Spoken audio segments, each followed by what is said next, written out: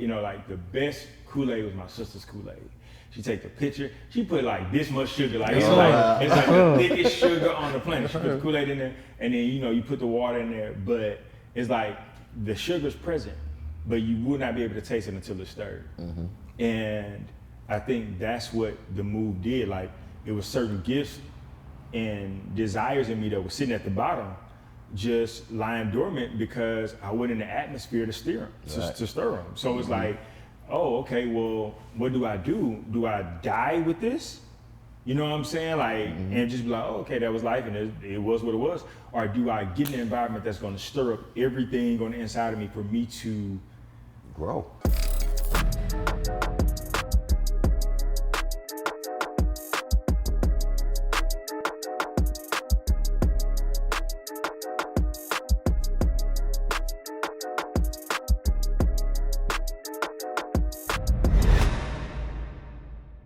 What's up, guys, man? Welcome to my channel yet again. You know, Adriandavisnow, you know what it is. You know, I'm sitting down with some guys. So, of course, this is Mannerisms. You know, welcome back. So, today I got some special guys that are on this episode. All right, so I'm just gonna say that this episode, I got some special guys.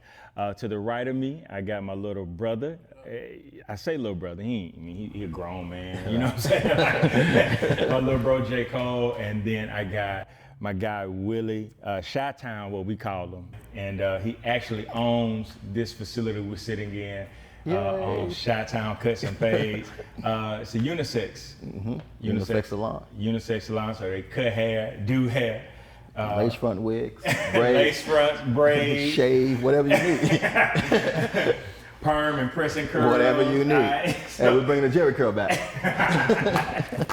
Let your soul glow, right? There you go. That's what it's about, man. You know, so we're here at his shop, man. He's been so gracious, you know, to allow us to kind of come in and us record. So if you're in the LA area, man, make sure you check him out on the Olympic, man. He is literally like 10 minutes away from downtown. And so, man, like right down Olympic. So I asked him, man, would he be a part of Mannerisms? They really don't even know, you know, kind of what we're gonna kind of topics we're gonna cover. I want it to be natural. I want it to be on the spot. Y'all know how I do, you know. And so, like, first topic of discussion right now. All right. Drum roll.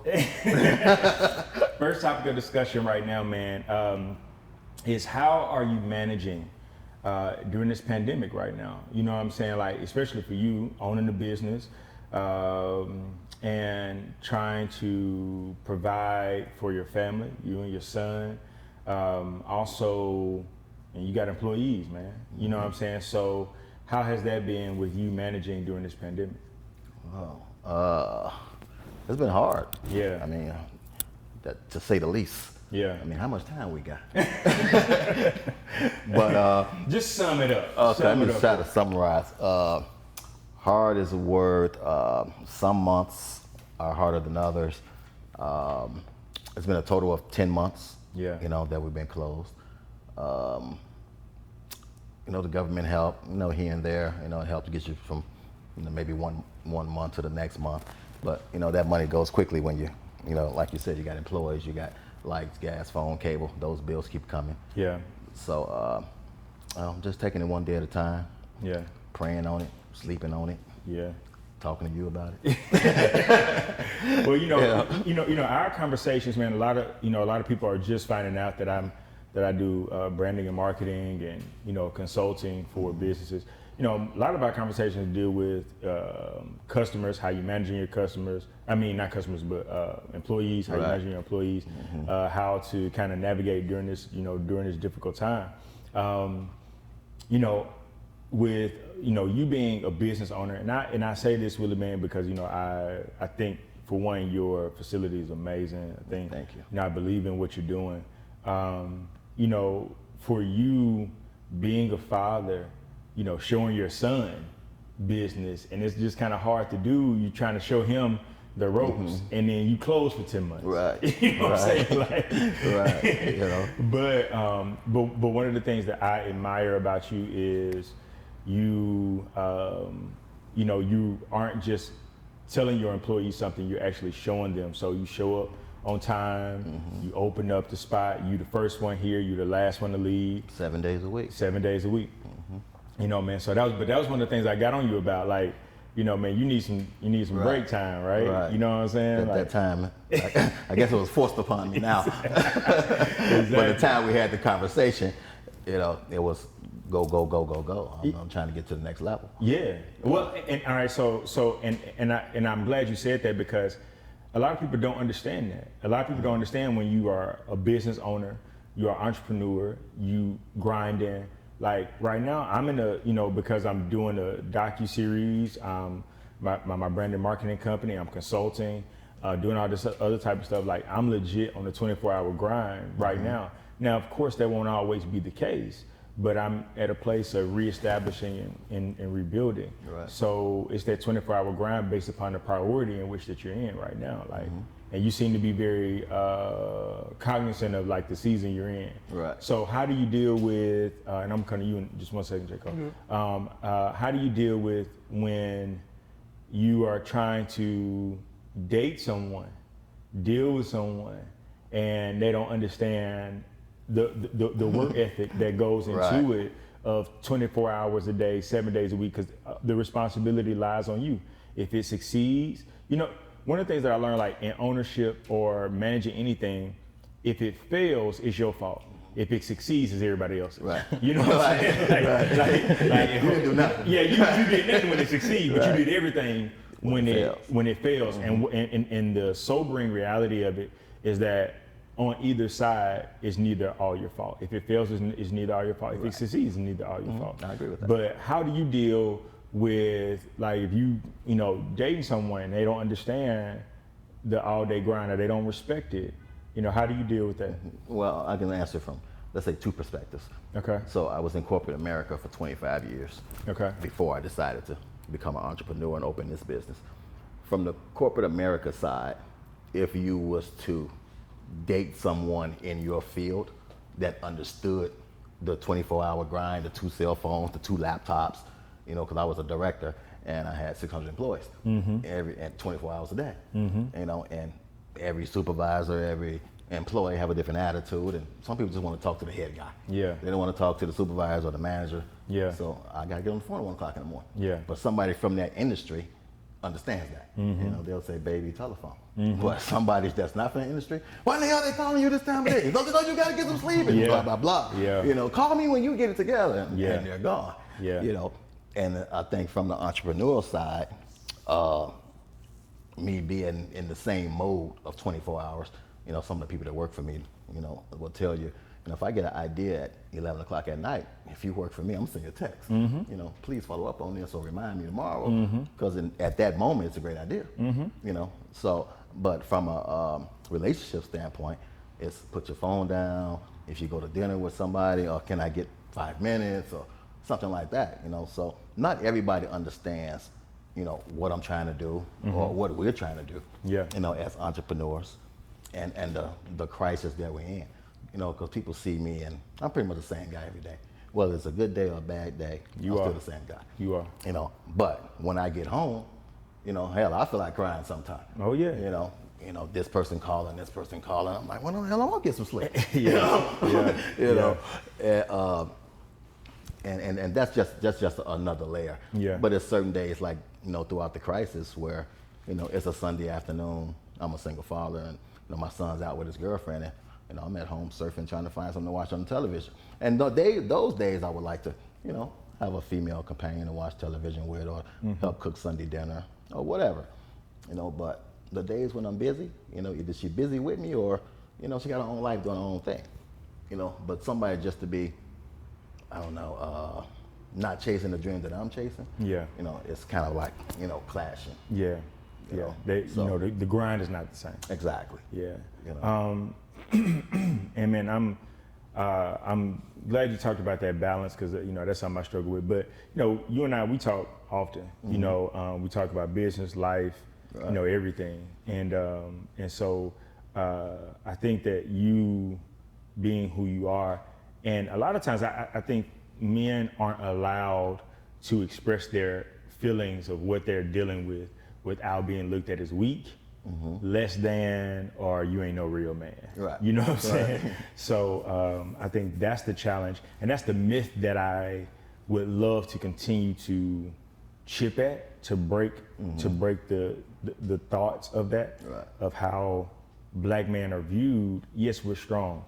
Yes, we are the most feared species on this planet. We are. They be like, oh, I'm afraid of a tiger. I'm afraid. No. Let me tell you what America's afraid of: an educated black man. Exactly. We are powerful. We run it, and I think the concept behind, and I don't want to get too deep into this, but I think the concept behind it is women know their power, and we have an innate ability to be broken by the words of a woman. So that's why it's so important for you to partner with the right people. But I agree. That's another conversation point. Because that's a whole other conversation. That's Because we are the strongest species. But what's the way to get to us is something that is dear to us. Someone that has access to us. The gift that God gave was Eve to Adam. Adam was a strong man. Adam had a job, Adam had a call, Adam had a purpose, and then God said, yo, you need some help, so I'm gonna send somebody to help you. Right. But most of the time we have so many situations where we picked who we liked and not who was the help. You're right. So, exactly. But anyway, that's something else. Right. I was going to comment on that. No. Okay. I don't want to make it go longer than we're supposed to be. All right. Now, well, I mean, we just talking. You know, Cole. How are you dealing with, like your emotions? Like you working right now, all right? Yes. We're getting ready to start a new chapter in your life. Yes. Acting aspects and things that you wanted to do that now you're about to tap into and start doing. How are you managing your own emotions during this pandemic? Because there's sometimes you're working, sometimes you're not. And then also you can't do what you love as much. You know what I'm saying? Like you love ball, like you love hooping. I love it every day. Like if I could hoop every day, I would do it every day. But that's like my release from, I guess, the stress of going through the pandemic. Like when they closed gyms down, and even I got homeboys who got keys to gyms. I'm like, bro, like what we gonna do? Like I bought a little goal in my house so I could play basketball like throughout the time. But yeah, like just dealing with those emotions and understanding, cool, I go to work sometimes. I can work for an amazing company. Like they haven't cut us off money wise, like I haven't been laid off. It's a work from home or coming to the building. So it's either that or that. And coming up with content like starting YouTube or getting ready for the acting stuff or trying to figure out how to make a reel, it's been a blessing in the midst of all of this, because it gives me time to attack the dreams I want to attack and look up research or call you when I'm stressed out about how I'm figuring this out or anything like that. So I think it's a gift and a curse at the same time, because I miss the freedom of life, but at the same time, I don't know if this is God saying, okay, I gave you time to focus on this for the moment. So this is your time to focus on what you've been procrastinating with for the past 7 years, and you don't want to dream of it. Man, that's so like Jake, I'm telling you, man, like that's literally what I've been looking at. Like I honestly think, yes, it's been a heartbreaking situation, right?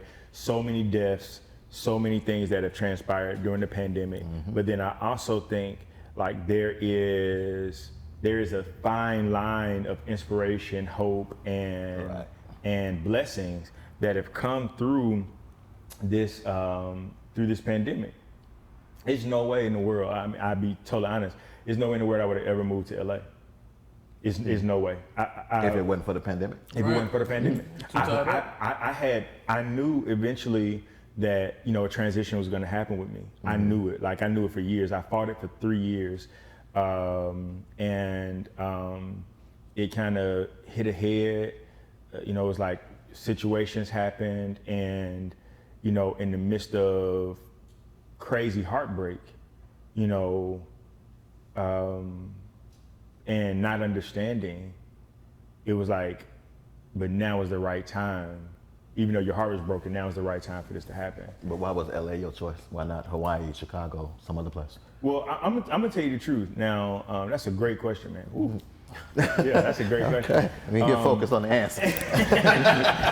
Well, I'm gonna tell you the truth, Willie. I've had these thoughts, and they're not gone. I had these thoughts.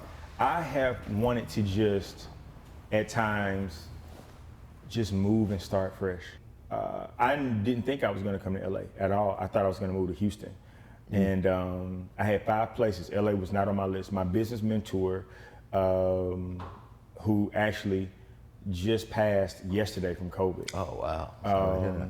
Yeah, man. Yeah, it's been crazy. Yeah, he mentioned. I'm trying not to get emotional. He mentioned to me. He said, "Hey, man, you need to consider LA." And I was like, "No, I'm not gonna do that. You know why? LA too big. So on and so on." And then after talking to him and then talking to my brother, both of them said the same thing to me. They both said, "What are you talking about? LA's too big. You too big for LA." And I was like, "Nah," and both of them said it. And I was like, "Man, that's kind of crazy." And so I ended up coming out here. I ain't gonna tell you the whole story, but I ended up coming out here to visit, and then situations happened back at home. And I was like, you know what? Like maybe, but when I landed here, I've been to LA before, but when I landed here, like that time after he told me to go check it out, it felt like I had come home. Good. It felt like I belonged. It felt like this was the place to welcome me. And I ended up calling my uncle, who's very prophetic.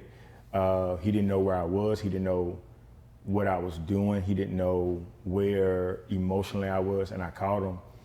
And in the first 2 minutes of being on the phone, I didn't tell him like, "Yo, I'm in LA." He said, "Hey, you're in the middle of a transition." And he said, "You're not gonna pick the city's gonna pick you." All the 5 places I had picked. He said, "You're not gonna pick the city gonna pick you." He said, "When you get there, you're just gonna feel at home." Right. And then he said, "And I think your feet are there right now." Oh, really? Wow. And you was literally standing in there. I was standing on Melrose, Wow. waiting on the sneaker store to open that I was gonna talk to the owner, and I was standing on Melrose, and I just bawling crying on the phone with my uncle, man, just bawling crying. And so like that's why LA, and then also acting, producing, things that I've always wanted to do are green lit here. Right. So it was like, why not make this move, make this jump, now. So yeah, that was the thing for me, man. Good. Yeah, I mean, but I definitely wouldn't did it if the pandemic wasn't a thing. I wouldn't have. And all these months later, you feel like it was the right choice now? Yes, I do. Yeah. I do. Welcome home. Yeah. Welcome home. Welcome to Hollywood. Welcome to Hollywood. I've only been here 2 years myself. I mean, you've been here 2 years. You've experienced it. I haven't experienced LA, living in LA without the pandemic. So Okay. Yeah, so I did have a year. Yeah. A couple of months without the pandemic. yeah. So how was that for you? The nightlife is off the chain. Right? When pandemic over, I'll take you out. But anyway, for me and my son, I think it's just a different experience. We've relocated, me and him together, like 11 times when I was in corporate America. Wow. So I done lived everywhere, both coasts, different cities, different towns. But when we got to LA, he was pumped. He was ready. Yeah. And just seeing him excited pretty much got me pumped and ready. Because so. it's definitely different. Right, exactly. Jay.Cole here visiting. He like, this. Yeah, copy that. And you visiting when the beaches are not wide open or the shopping is not wide like open. Even the small section of LA I'm getting, I'm like, Right. I can work with this. Right. Right. So it's a different experience once the world is wide open. So right now it's like a small town feel, if you will, Huntsville. Yeah. But when it open back up to the big city feel and the lights come back on and the nightlife is back to where it was, you're never gonna want to leave. Tell you that shit right now. Or can I say shit? You say whatever you want to. I want you to be you. I want you to be you. I want you to be you. So you might want to pack your bags when all this is No, legit. I think know. in that pandemic, like if we talking about what we was doing, not to go back, but going back. Hell yeah. A lot is content. Like you at home, you watching TV, you watching YouTube, you watching streaming. A lot is content. And for me, it made me upset because I was like, bro, I could have been doing this. Like I should have been on top of the content wave before. Yeah. So I think that also inspires me more to know all right, bro, hopefully when we get out of this, I have a plan to attack my content or come up with my content in that aspect. Yeah, well, and you know, I say it all the time, man. Right now, content is king, and myself and Marquise Boone were talking about this, and we were talking about like content and like domain names are the new real estate. Like, it, you know, everything is online, and when you have people at home, right now, I mean, this pandemic has changed everything, right? It has changed how we do movies now. Yeah. You know what I'm saying? Like now, releases of movies, and now with content being king, people want to record, people want to put out content, but then also you got the rules and regulations and the stipulations about recording and how many people and who can be there or whatever the case is. So it's just, you know, it's just totally different. So, but I think with that, like you saying, man, content, because people are literally at home, hungry for the next thing. Like, and we have to be on the front lines of creating that before everybody else jumps on board. Like, and I think that that's the difference of trailblazing. And like everybody's asking me, like, well, why move, you know, in the middle of a pandemic? You know, like literally, like someone told me, like, man, you making the dumbest decision of your life. That's literally what they said. You leaving stability, you leaving all this stuff, man. You making the dumbest decision of your life, man. And you know, I just feel like, man, you might look up and man, you might regret it. And I told him, I said, man, for one, you're speaking from the lens of you.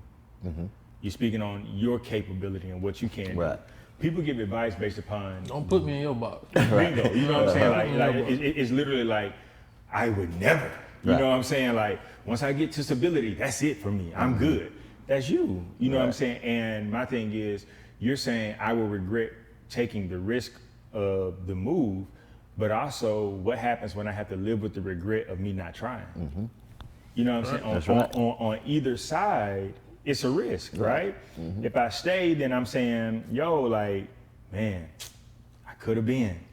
I could have, man, what if I would have tried that? What if I would have produced that docuseries? And there's so many people in the world that's living that right now. You see what I'm saying? You We're know, living that safe. circumstance, right. We're living safe. Like, and I think for some, that's okay. But if I hadn't made the transition, Brilliant Black Boy wouldn't have been the thing. And you know what I'm saying? Like, this is my company, you know, like, so like right now we're in the process of producing stuff. We're working on content, we're working on docuseries, we're working on writing on so many different things. And it's like, well, I wouldn't have ever had those thoughts and those ideas, which I did. They were just lying dormant, but they wouldn't have been stirred. And it's almost like for me, you cook, right? You know, like, I don't cook. I make Kool-Aid, and Looking at the refrigerator, got hot pockets. It's my refrigerator. That's my refrigerator. I don't cook. You know what I'm saying? But man, I mean, like literally, man, like the best Kool-Aid was my sister's Kool-Aid. She take the picture. She put like this much sugar, like it's like the thickest sugar on the planet. She put the Kool-Aid in there, and then you put the water in there, but it's like the sugar's present, but you would not be able to taste it until it's stirred. And I think that's what the move did. Like, it was certain gifts and desires in me that were sitting at the bottom, just lying dormant because I went in the atmosphere to stir them. So it's like, oh, okay, well, what do I do? Do I die with this? You know what I'm saying? Like, and just be like, oh, okay, that was life and it was what it was. Or do I get in an environment that's gonna stir up everything on the inside of me for me to grow? Yeah, man. Like, and prosper. That's what we and to become, man. Like, so like that's like a huge thing for me, man. Like just being in spaces and places, and then also protecting my mental space to garner, man. When you are creative, the greatest asset to what you do is your mind. Right. That's why I know, like, every week I'm literally in a battle to keep my mind in focus. Every single week. You know, like, it's all types of distractions to get my mind off of focus. And I know it's the enemy. It's like, yo, keep looking at this because I don't want you to see that. Right. You know what I'm saying? The art of distraction. Yeah.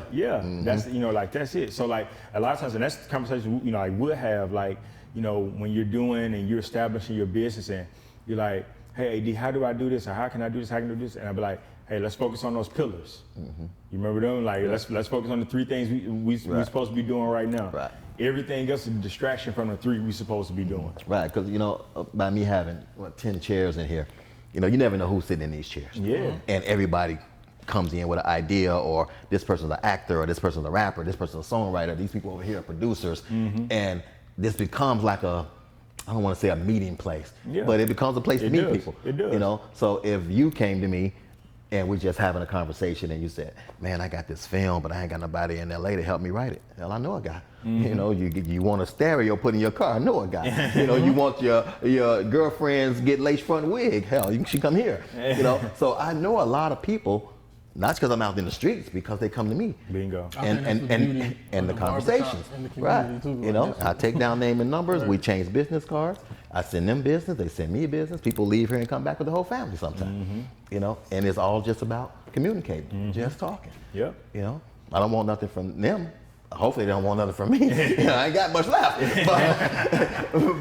But when they do come in and we have the conversations, I link people up all the time. Book writers with editors, filmmakers with producers, whatever I can do to help, and I don't charge nothing. The barbershop has been that for forever for the African American community. Right. Like it has been the place of refuge. Like it's been the place where I remember my dad taking me to the barbershop. Like my dad was in and out of my life, but I remember every Saturday morning, he would come pick me up and we would go to the bar and we would literally spend hours.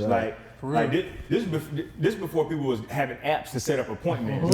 Like you just walking in. You just walk in. You just went and you was like, how many in front of me, fam? Right, exactly. You be like, hey bro, hey Mike, how many you got? And then they be like, yo, I got like 5. You be like, all right. You just come on in, and then it was like, it wasn't like hold my spot, let me go do something. Like no, you had to go sit down. Right. You would hear conversations. That's why I learned how to talk about people. Was at the barbershop. You started. I learned how to talk about people. I learned sports at the barbershop. I learned history of sports. I did my homework with 9 people in the barbershop. It took 9 of them to help me with my 4th grade homework. Like my Uncle Irvin barbershop taught me so much that I probably shouldn't have learned at that time. Yeah, exactly. But you learned a lot. I learned a lot that I probably should have known, but it did teach me a lot as far as growing up and becoming a man. Like you go in there, you sit down, and you're 10 years old, you fresh out of school. You witness so many different people come in there with so many different stories. It's crazy because my uncle's the barber. He knows everything that's going on in the city without leaving that one spot. Wow. Right. He can Because tell everybody come to you. He can tell you everything that's finna happen before leaving the spot. Wow. It's so crazy how important the barbershop and salons are for our culture and for what we do.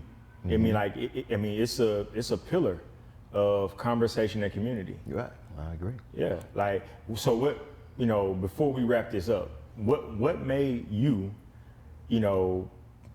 from corporate field, corporate world, take the risk, take the stance, take the, on doing a barbershop? I would say in the corporate America world, I moved around all the time. My son must have went to maybe 9 schools, and when you go from 6th to 12th grade, 9 schools is a lot. It's a lot. Establishing everything. So I had promised him once we got out here. I live in Glendale now, so I promised him once we got out here that he would graduate from Glendale High, and I wouldn't make any other moves, until he graduated. So that was a deal we made, before we left San Francisco area to come out here. So that was one reason, because of him. And the decision to leave corporate America, he at some point, I guess between 10th grade and 11th grade, my child became a problem child, And about that time. That's kind of normal. 15, 16, right. become a man, be a little rebellious. And me being a single father and in corporate America, he needed me more than corporate America did. You know what I'm saying? So I had to make, for lack of a better term, I had to make a pimp decision.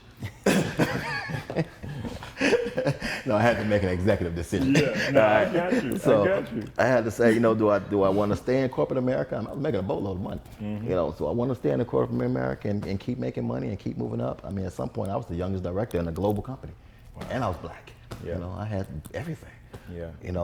But I gave it all up, in essence, for my son and his well-being. I mean, his teachers had me on speed dial. Yeah. I'm leaving meetings. I mean, I'm going from this place to that place, picking them up at this school. What you doing over here? Your school way over there. Wow. Oh, we just came over here they got better lunch. And you cut 2 peers to come have better lunch?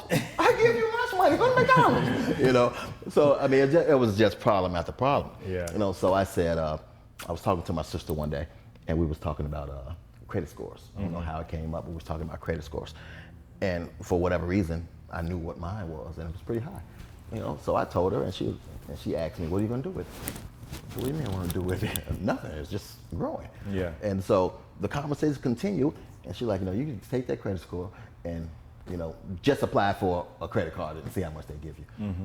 So I said, okay. So I got on my laptop and I applied for Chase credit card, and they gave me $33,000, right? Like in 5 minutes. And so she's like, see, your credit score, you just go sign for a card. You don't have to put no money down. And she started educating me on what my credit score could do for me. So after that educational period, I called my realtor who helped me get the condo I got in Glendale.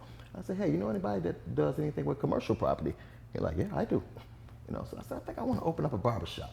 And the reason I chose barbershop, to circle back around to your original question, was that, like you said, it was a place for people to meet, a place for people to come, hang out. I wanted a one of a kind. I didn't want the, cookie cutter barbershop. I wanted to be big enough for 10 or 12 chairs. If I didn't build the office in the break room, hell, there'd be chairs all the way to the back wall. Yeah. But I wanted to build something that was comfortable. I wanted to build something with a woman in mind, where a woman can come and feel safe with her kids, and she can get on her phone and do whatever. The kids can play the video games or play pool or play chess. I wanted to offer other things to do besides sit around and gossip or sit around and just wait aimlessly. Yeah. So it's certain days, before COVID-19, that this place is full. Yeah. There's people around, there's people shooting videos, there's music, and it's becoming a community place. So even though I'm based here in what they call Koreatown, it's very diverse. And a lot of people are starting to hear about Chi-Town Cut the Fades now. And now the younger crowds is coming in, more ladies are coming in. People from out of town, they Google me and they come in. So a lot of times, before the COVID situation, the phone is ringing, or was ringing, with different area codes now. So people that get off the plane and want a haircut, they're calling from North Carolina, Virginia, West Virginia, all these different places, and they're coming here. So I think once we able to reopen, I think the name is growing. The name would get out there. My son will be graduating school here in June. Okay. So I'm hoping, to send him to cosmetology school or barber school, and then let him take this one over while I go work on number 2 or number 3. So, the goal is a franchise, and the goal is to give him something. The goal is to lead their legacy. Exactly. That's it. And then he'll be, 19 years old with his own business. Wow.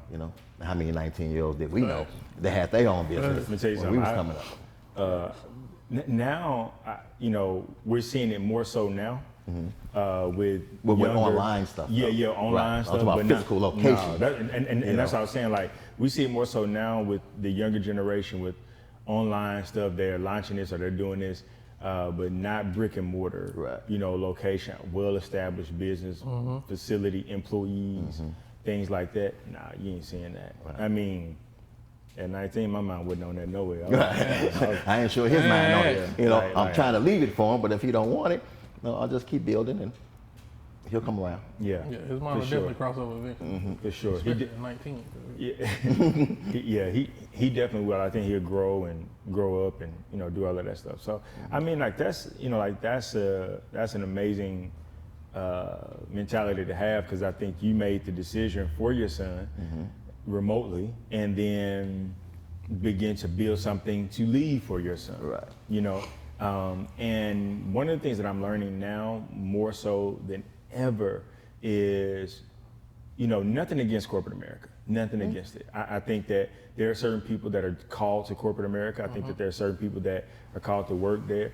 But one of the things that I realized is that even while you're working in corporate America, still be creating a business for yourself. Still work something else, because, you know, in that position as a director, you know, you can leave that position for your son. Right. You see what I'm saying? Like, exactly. you know, like if I step out, he can't step right in there. Bingo. Right. Like, you know, or, you know, God forbid something happened to you. You couldn't say, oh, I'm going to put in my will that my son becomes the new director. Right. You take my position. Right. They going to be like, boy, don't get out of here. Right. You know what I'm saying? Like so I think that we, especially as African American men, have to do better about being focused on what we're building to leave for our loved ones. And me and Marquise have this conversation all the time of legacy is what you leave, and how we change generational curses and cycles is by inheritance. You know what I'm saying? Like every generation right now, for majority of black people, are starting over. Right. It was like the previous generation of culture wasn't even there. Like, because, and really, so we're not leaving businesses, we're not leaving wealth, we're not leaving money, we're not leaving inheritances, we're not leaving stocks and bonds, and, you know, we're not leaving that stuff. What we're leaving is, Bill, I can't even bury myself. Right. You know what I'm saying? Like, what I'm gonna do, I'm not gonna benefit you in my departure. I'm gonna take money out of your account. Right. In my departure. You know what I'm saying? So like now that's where my mind is more than ever. And I think that the challenge I run into is that people try to make their mind be my mind. Right. You ain't gonna change my mind about what you want. Right. You know what I'm saying? Like, and that's like a big thing for me. And it's, you know, it's creating business, it's creating legacy, it's creating something that I can leave. It's my inheritance, it's my legacy, you know, to people that I love, and my daughter that I've adopted, and my family, and you know what I'm saying? Like that's what my focus is right now, man. And that's what my focus is as well. Yeah. My son don't get it yet. Yeah. You know. Yeah. I mean, he all in love. He all shook up. You know what I'm saying? But once that wear off, but you know, but Will, I'll tell you this, man, because I think that he doesn't understand it yet, and you at 19 probably wouldn't have understood it. But I think that there were parts of you that were in there, right? That this was in you. And I think your job now is not to get him to understand it all, but to, as you're doing, continue to show him by example. And as he matures, he begins to walk into that. But then I think you constantly creating an atmosphere where that stuff that's on the inside of him is being stirred, Right. like we were talking about, to where that becomes now a new hunger for him, because it will. Like, and I think that that's a maturity thing. I agree. You know what I'm saying? Like, but I can't tell you how many people I've met that are older than me that's not mature. Copy that. You know what I'm saying? Like Right. age doesn't equate maturity. You know what I'm saying? So, so yeah, because we always think that age accompanies maturity, when sometimes age just show up by itself. That's right. Like, That's right. like maturity is Right. not present. You know what I'm saying? But my Like, son will quickly tell you, I'm 18 now. You can't do this. You can't say that up. You're 18. Well, you like 12. Exactly. So, man, I think that that's the thing. Cole, with you in acting, how long have you wanted to act, man? Honestly, probably since I was like 19 years old. Like Really? I've thought about it since high school. Like in high school, I took a drama class.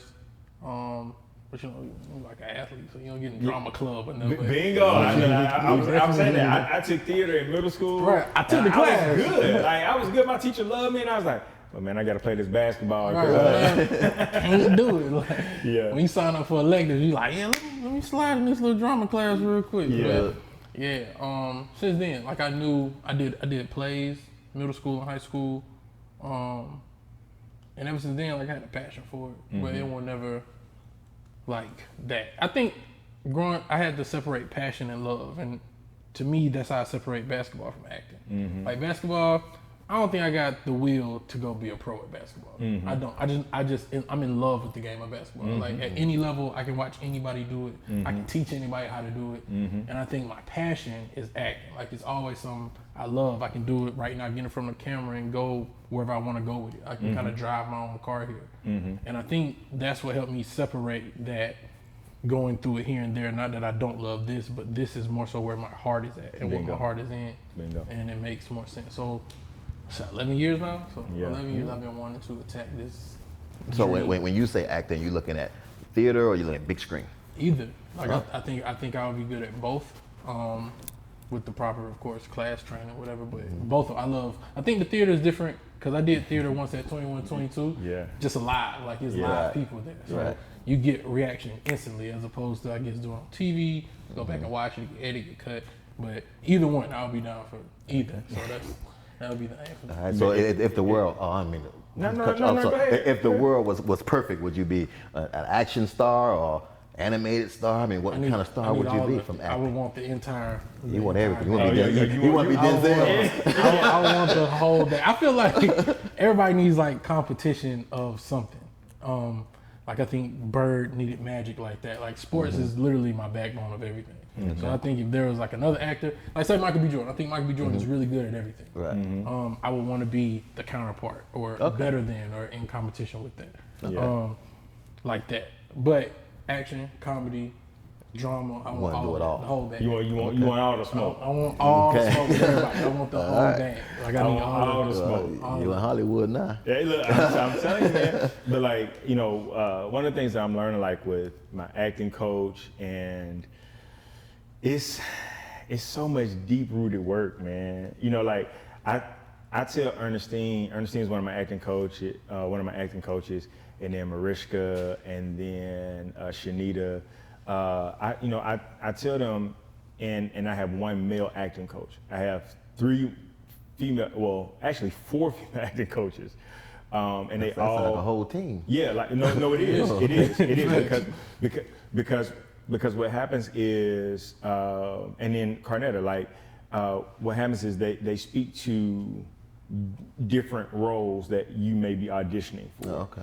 Like Shanita is like comedic, you know, so she's funny. So when we're acting, when we're in session, she is pulling out the funny side of me. That's a gear that I have, but once I hit the gear, I'm good. Okay. But I gotta get in that gear. I gotta navigate through all these other emotions that now I gotta tap into them. Ernestine is like drama, and she is an amazing drama coach. And you know, Mariska's kind of like that too. But Ernestine can kind of do it all. Like she's an amazing coach. And her husband Jay, her husband Jay is a business guy. So I talk to him about business stuff. But Ernestine, man, is like, you know, she's gonna bring up how'd I feel my dad died. She's gonna go deep. Tap into that emotion. It's like so like my sessions with Ernestine and Mariska are like counseling, like, and you know, I was doing a monologue where I had to tap into this emotion. I was doing a monologue from Fences, where the son was talking to Denzel. He was talking to his dad, who played Denzel, and he tells him, he was like, you know, you love working at that factory. All I got is my music. He's like, I don't bother nobody. Like, and so like as he's talking to him, there's a moment in the monologue where he says, you can't raise me, Pop. If you wanted to raise me, you should have been there when I was growing up. And it's like in that moment, you gotta like as I'm going through those lines with Ernestine, I see my daddy. Okay. And I'm like, and they help you tap into the like it's like you like, and then my eyes started watering. Right. And I was like, you can't, like I was like, you should have been there when I was growing up. I was like, I came over here to ask you for $20. You want to talk about how I was raised? Like, and at this point, I'm a grown man. Right. Like he says it, like I'm 34 years old. Now you want to give me life lessons? straight on it. You know what I'm saying? Like, I'm so good on that. Like, I'm good. Like, what are you talking about? And he says, like, yo, like, if you wanted to raise me, or if you want to, he's like, you cannot change me. If you wanted to do that, you should have been there when I was growing up. Right. And it's like he dropped the ball on him, like, you should have been there. You wasn't there. So like those emotions, like when I'm working with Ernestine, is like, and then like, I'm not full-fledged all the way there yet. You know what I'm saying? But I can see how actors are literally drained when they're done. Like even with Brandon taps into a male perspective, right? And Brandon says this all the time. you know, for male actors, the hardest thing to do is to move past their masculinity because we're so guarded with our emotions that it's so hard to tap into what you feel. You know what I'm saying? So I have the moments with Brandon where it's just like man to man talk while I'm trying to grow and, you know, become, you know, as an actor. And, you know, like God has surrounded me with like amazing actor friends, like even Lamar that works the camera, like right here, like he's an amazing actor being placed in movies and shows. No, I recognize you. You know, like he's the man, dude. Like, you know, like you know, like God literally placed him in my life, and I'm like the first time, like something like, where I know him from? Where I know him from? And I was like, bro, I was like, were you on Snowfall? Like, he was like, yeah. I'm like, That's my show. Yeah. So I was like, oh, yeah. So I'm like, shoot, dude, a dude from Snowfall, man. He be filming me, dog. You know what I'm saying? So, but like, you know, but it's stuff like that. Like, you just come across amazing people, man. Like, And that goes back to what you said earlier. Had you never moved to LA, you'd have never met him. Oh yeah, like I can contribute that to a lot of relationships, man. Working for the companies that I work for, doing the projects that I'm doing, launching my own businesses, launching my own entertainment company. Like none of that stuff would have happened if I would have never came to LA. That's right. It was stuff that was there, but it was stirred because I was in LA. Right. And so I think placement is everything. Yeah. While we're talking about movies, real quick, because I'm trying to finish this up, but I'm enjoying this conversation. Favorite movie? I can tell you right now. All right, favorite movie. Training Day. Training Day. Wow. Because it goes back to when you touched on what you touched on earlier, how you got to go through so many emotions and whatnot. Yeah. I think Denzel in that movie, he went all over the spectrum. Dude. You know, he went from gangster, lover, father, part-time father, cheater, drug dealer, you know, thief, you know, manipulator. You know, he went to the whole gamut. Yeah, he had it and all. he pulled it off with such ease. Yeah. You know, because he's a professional, because he's good at what he does. Yeah. But the whole time you was talking, I'm thinking Training Day. Yeah. Yeah, man, dude. Yeah. Denzel, by far, like everybody asks me like my favorite actors, and Denzel is definitely if not my favorite actor, my favorite actor. Like, because right up there for me, Leonardo DiCaprio, dude, Jamie Foxx. I think Jamie Foxx is the most talented actor. Like, because he can do so much. I was about to say, Jamie Foxx for me. All right, so like, you know, like actor, like if I'm just going actor that can kill the role, I'm going with Denzel. For sure. And I forgot about Marjan Jeffries. Marjan Jeffries, shout out to you. Marjan Jeffries is one of my coaches too. Marjan Jeffries trains with Denzel. Marjan Jeffries you remember the movie Losing Isaiah? Yeah. With Halle Berry? He was Isaiah. He was the little boy. Like, so he was also Little C's and Notorious. He has a few movies coming up, and I just got placed for a movie he's working on whenever the world opens up. We're doing he's doing an indie film called Feels High, and so I'm going to be in Feels High, so I'm excited about that. But Marjan was telling me that like I love to ask him questions because he's like a godson to Eddie Murphy, and I think Eddie Murphy's an amazing actor as well. But he was talking about when he's training with Denzel, how Denzel, like whatever role he's preparing for, he legit is that person. Like you cannot address him, like his wife knows it, you cannot address him as Denzel. Like he said I walked into Denzel's house. He said I walked into Denzel's house and for class, he said he was preparing for, I think it was the movie that didn't do so good. It was the movie where he was the attorney, the Roman Esquire or whatever. Like, and he. I actually like that one. Yeah, no, I'm saying it didn't do good in box office. Okay. I liked it, but the ending was kind of strange to me. So, so I think he was training for that. And so, you know, Mark walked into his house, and Mark was like, you know, hey Denzel. He was like, who the fuck you talking to? Like, and I was like, I was like, wait a minute, what? He was like, who you talking to? He was like, you know, do you want me to sit at the, you know, that, he said, why are you asking me that? Like, he was like, Denzel, why you talking like, he was like, who is Denzel?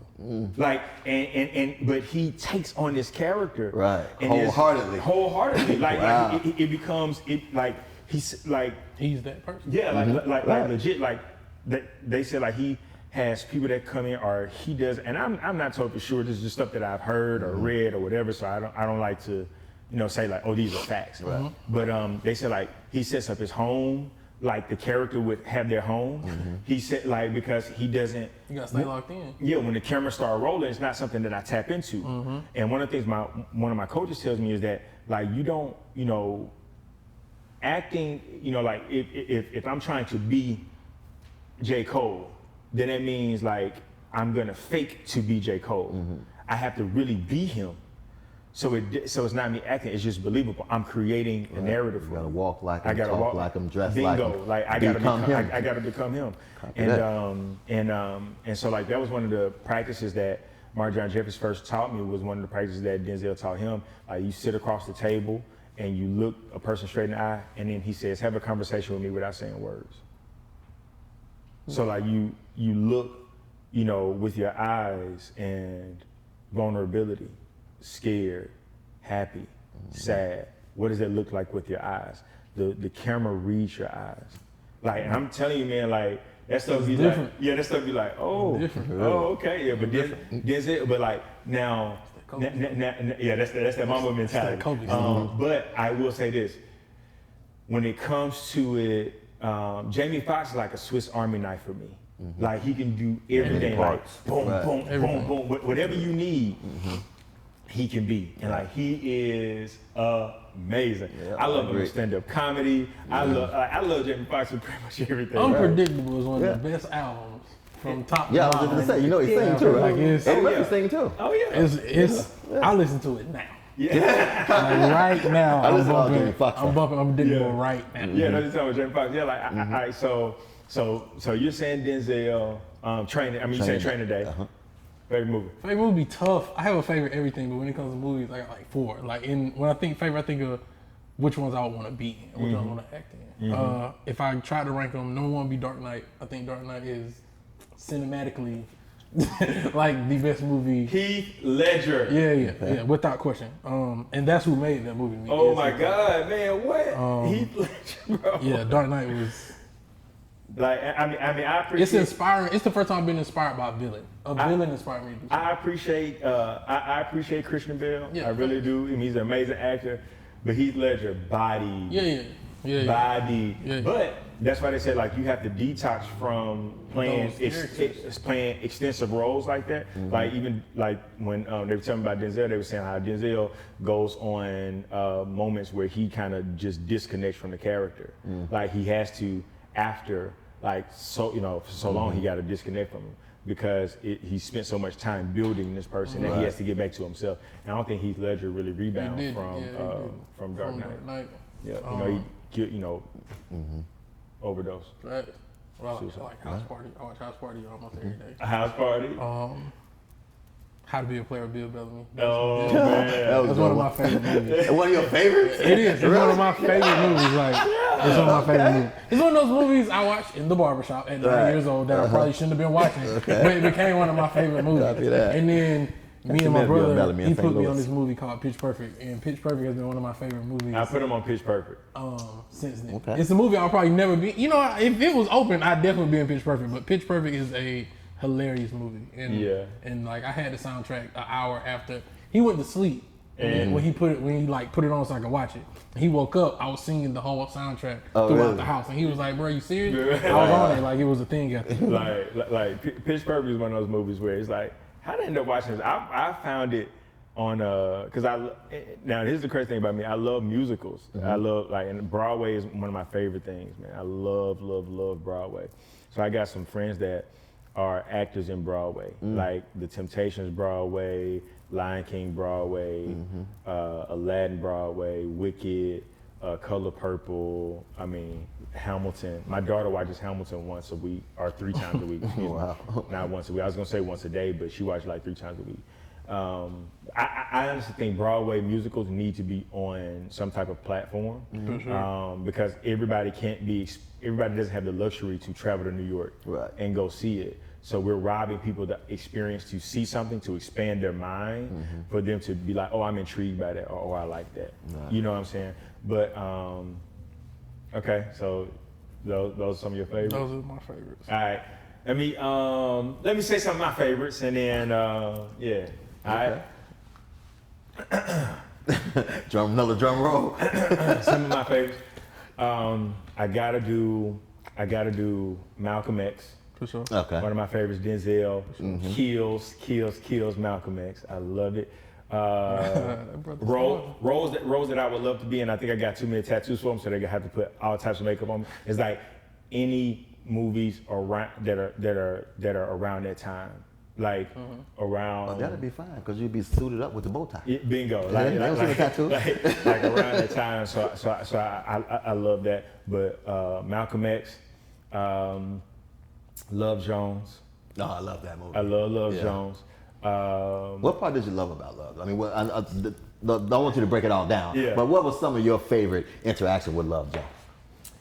The back and forth, but here's my part. The pride and the lack of communication between the both of them.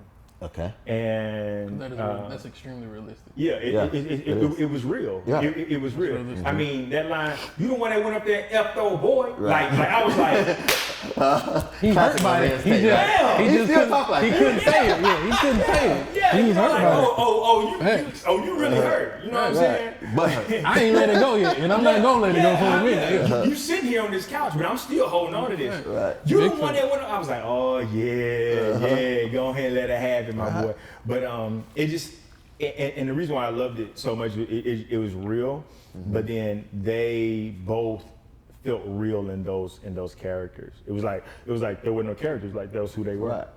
You know what I'm saying? saying? I like the fact that, especially Lorenz, he was so multifaceted. Yeah. You know, he was into photography, he was into music. Yeah. You know, he's at the record store all the time. You know, Renaissance man. That's exactly. Yeah. You know, right. We need more of them today. Yeah, for sure. And that's what I'm trying to become. Yeah, a Renaissance man. Yeah, man. So like Love Jones. One of my, and this has, some slavery undertones to it, but I love. One of my favorite movies, people make fun of me about this all the time, is Willie Wonka and the Chocolate Factory. I love. I don't even think I watched that one. What? I don't even think I watched that one. But again, it was because I love musicals. It had music in it. It was creative. It was bright. It was colorful. And Gene Wilder, man, he was just an amazing actor, man. Like, I got a picture of Gene Wilder, autographed picture of Gene Wilder in my place, and I think that. Outside of the prejudice undertones, you know what I'm saying? I think almost all the movies back then had some type of. Because it's definitely it's a little racist. Yeah, you know what I'm saying? But the concept of it is don't stop dreaming. You know what I'm saying? Like, and in the end, yes, you're gonna make some bad decisions, but in the end, if you have a pure heart, it'll work together. Right. Like, and then that was a key movie for me. Also, one of my favorite movies, man, Avatar. I love Avatar. It just takes up a whole day, but yeah, I love. You love the punch, the storyline. The storyline, the colors, the creativity. Yeah, if you got a good TV, those colors was nice. Oh my God, dude, I'm telling you, man. I'm telling you, man. Like the colors in Avatar will have you like somewhere like these else. colors didn't even exist yesterday. What I mean, like it's absolutely amazing. And then like those. But then of course we got like I got other classics, that I really love, African American classics. Superfly. Harlem Nights. The 1970 Harlem Nights. Harlem Nights, like Boomerang is one of my favorites. Dolomite. Wade. Right. There you go. so like all that stuff, man. I love, man. I Those love, like, what's the first rapper? We Man, ain't know. We ain't know. We ain't Right. know. He was just Those putting are words like together that rhymed, and you was like, Right. oh, this a thing. Right. Okay, I like that. There you go. So yeah, man. So like I love movies, you know, Yeah, me too. and people used to tell me, you know, oh, you know, you should be reading a book instead of watching a movie. Well, understanding what I'm trying to do, you know what I'm saying? Like I read books, I do, but also at the same time, I need to see it. I watch movies because of what I am trying to do. Right. You know, what's steady for you, like if you're reading a book and you're about to go start a business and you're reading a book on starting business for dummies, that's gonna help you, right? If I'm trying to be an actor, what's gonna help me? Watching movies, dissecting, Exactly. looking at what's this actor's or actress motivation in this particular thing. Well, also one of my favorite movies, and I went by his original house, Ray. Oh, for sure. Ray. Okay. Ray, Jamie Foxx, and Yeah. Ray. Yeah. I can watch that all the Right. time. It's again, it's amazing. It's amazing acting, and then it's music. So anything tied to music and acting for me, Dreamgirls. Oh yeah. Come It's a on, W. Right. It's a W. come on, Yeah. Effie. come on, Effie. You know what I'm saying? You know what I'm saying? Like Jimmy want more. Jimmy Jimmy want more. Like, dude, like, Jimmy want a piece of your chocolate cake. Hey, Jimmy was that guy though. Hey, Jimmy want a piece of that chocolate cake. Jimmy got sold. Jimmy was that guy. And so, man, but any movie that's like that, man, I love. But Let me ask y'all both this question. Now answer truthfully. yeah. Where does Lawrence Fishburne fit on y'all scale? Oh man, look, for I'm me. gonna relate to sports too. Go ahead. Oh, you gonna learn? Okay. Lawrence Fishburne is definitely, for one, a pillar within male African American acting. He's continued to reinvent himself. This dude, so when you think about Lawrence Fishburne, you think about, oh man, that dude was in Deep Cover, And so many other Boys in the Hood. Boys in the Hood. Then you fast forward, he's in Blackish right now, He was in the killing Matrix. it. He was in the Matrix. The Matrix, like I mean, dude, so I stay on the IMDb app, where like the moment like an actor that I really like, or a movie I go and I rate it, and then also I'm always researching actors, dude. I could be walking down the street in my phone, and then people will think like I'm texting or whatever. No, I'm reading up on an actor. I want to know where they went to school. I want to know how they picked up that. Like one of my favorite actors right now is man, dang, his name escapes me. He plays in This Is Us, the black guy in This Is Us. Oh, yeah, I know you're talking about with the glasses. Yeah, with big lips. Yeah, man, dude, like that dude there. I've been trying to research like where he went to school, man. Like he's just amazing. Chadwick Boseman, like amazing. Like Amari Hardwick, amazing. You know, everybody looks at him like, oh, Ghost from Power. Like, no, he can play so much. Yeah, he's been in a lot of stuff. Yeah, he's been in a lot. But then he's a theatrical actor. Right. So like he does theater. He's very deep into theater. Like my photographer out here is his photographer, and like so I got a chance to meet him. Like this dude is deep in the theater, and it's like who he plays as Ghost. He's not that person at all. I know, but it's hard to see him after you play Bingo. Ghost. It's hard to see him as even his normal self. I'm like, what up, Ghost? But that's the thing. That's how you know somebody has bodied a character, Right. or they bodied a role. When you cannot separate. There are people like I remember I was reading this thing on Danny Glover, and Danny Glover was talking about how much hate mail he got after The Color Purple, and it's because he bodied the role was so so good. much. Yeah, he was so like good. Like he became that. So people's like, I can't stand Danny Glover. Right. I can't stand this stuff. You know what I'm saying? You know what I'm saying? You know what I'm saying? Until you do right by me. You know what I'm saying? Like but that just goes to show, how people take that on. Where does Lawrence Fishburne fit with you? I don't want to overlook that. He's like Tim Duncan, like in sports. I think Tim Duncan. I call Tim Duncan the bookworm. Listen, Tim Duncan, he's so consistent. He can win across 20 years. And to me, that's what Lawrence Fishburne is. Like, Lawrence Fishburne can be in anything. Yeah. And I think in anything, he can create his own path of what he's going to be. Him and, like, Samuel L. Jackson, I think they're not one and the same, but they're people who can be. Bro, I've seen Samuel L. Jackson be one of my role models. He's been Shaft. Because I love Shaft. Yeah. Like right now, if my phone start ringing, it's the Shaft thing. So I love Shaft. He's been Shaft. I've seen him be Nick Fury. He's been like everything you can imagine. Cops, FBI agents, he did everything. He's all of that. He's been a master in Django, which he was comedic even if he wasn't trying. Yeah. Like he's like Samuel Jackson and Lawrence Fishburne are people who I think are going to be good regardless of where you put them at. And I'm gonna tell you, one of my motivations in pursuing acting was Samuel L. Really? Samuel L's from Chattanooga. Okay. So like, I watched Samuel L's masterclass on the masterclass app. So like, I pay for that. Like, acting ain't cheap, man. Like, the masterclass is $140. yeah, like for the year. You're right, but you get access to all of them, and I pay it. But Samuel L said this. He said, I just didn't want to be a kid from Chattanooga. He became so much more. And that was like literally when he said that, I was watching the masterclass, and when he said, I started crying, because that literally had been my prayer for years. I just didn't want to be a kid from Chattanooga, just like, Adrian from Chattanooga, or whatever. And then and I wanted to be so much more, and I wanted to establish so much more.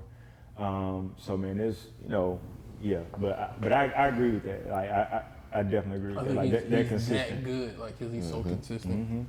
Consistency, man, For sure. It's major. It's major. It's important. Yeah, for sure.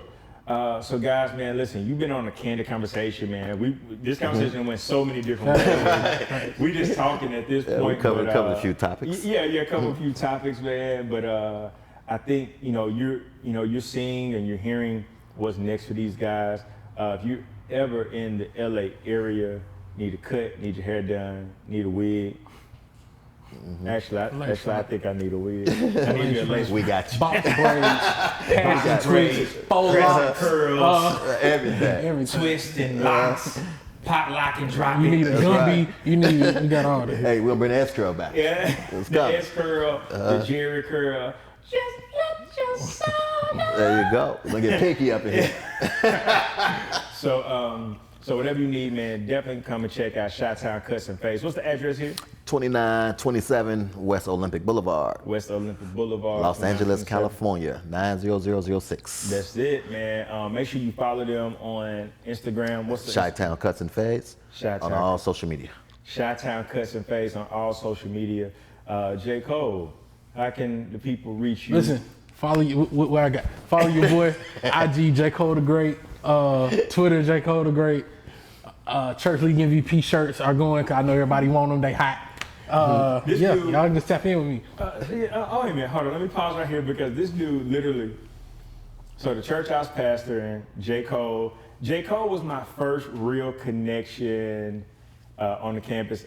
I had on some KD4s. Facts. Was it Easter? It was the Easter KD. Easter KD4s, and that's why people ask me all the time, like my shoe collection. I collect shoes because I love them, but then also too, when I get dressed, for me, it's bait. Every day when I get dressed, I ask myself, where am I going to attract the people that I want to attract? I went to campus. I knew I was going to go to campus that day, every Sunday, Wednesday. I knew I wanted to throw on something fly. I knew I wanted to be a spark conversation. J.Cole saw the shoes. J.Cole was like, It lit me up. I had been chasing that shoe at that point like for 3 months. Wow. when you got on what people were looking for, they come and talk to you. That's right. J.Cole came to talk to me, like, man, those shoes, and man, where you get them from? So we got to talking, we started rapping, and I was like, yo, I pastor a church over. He was like, no, you don't. I was like, yeah. He came that Wednesday. No, he came that. I came that night. Yeah, he came that night. Yeah, because it was every Sunday, Wednesday. He came that night to Bible study. Came that following Sunday, and then just didn't leave ever since. Copy that. We continued to grow the church. All his friends ended up coming to All the of church. them. All of them. The whole squad All of of them. them. I baptized All of my friends. Really? All of my All of friends. his friends. All of my friends got All baptized. right. All of Every them time I baptized see a them. soul, I can save. Yeah, man, I'm talking about all of them. And then we just had the best basketball team. Oh, really? We did. And we it's a joined- doc dropping on my YouTube about church league. Like it's a Church thing. league. It's a real thing. So we started up we joined the church league. We had the best basketball team. We had the most And then controversial team. We did. We had the team that would get put out and, Right. and people that get. I got Saying suspended. cuss words. I got Get suspended in text. church league. Oh my God. I got suspended in I church get calls, Pastor, your players, we just don't know. We just don't know about these. He had to come get me off the court once. Yeah. Like it's Yeah, it gets heated, man. Like, they be like, Pastor, are you sure they saved? So, Church leader was a thing. It was a thing. So J.Cole started this thing. He was like, "Yo, I'm a church league MVP. You know what I'm saying? I'm the best player." And I like, yeah, you know, because J.Cole can ball. He can really ball. He can shoot. You know, he can really play. So he started this thing called Church League MVP. This dude then got shirts made of him holding the trophy, and he is now the Church League MVP. So people legit buy these shirts like. They're black and orange, and people be buying these shirts, Church League MVP shirts. Well, copy that. I can't find mine. I gotta find mine. Don't worry, I'll get you another. That's not a problem. They're everywhere. everywhere. With the cop. They're everywhere. They're everywhere. So man, follow J.Cole. Y'all are watching this. Make sure you subscribe. Make sure you send it to somebody. I think this is a great conversation, and I'm about to put these guys on the hot seat. So stay tuned for that episode too. So we can be done filming for the day. But yeah, man, hey, remember, God is doing more than what you think he is, and you're doing better than what you think you are. Again, God is doing more than what you think he is, and you're doing better than what you think you are. Can't wait to see you guys next week, and we'll talk soon. Peace.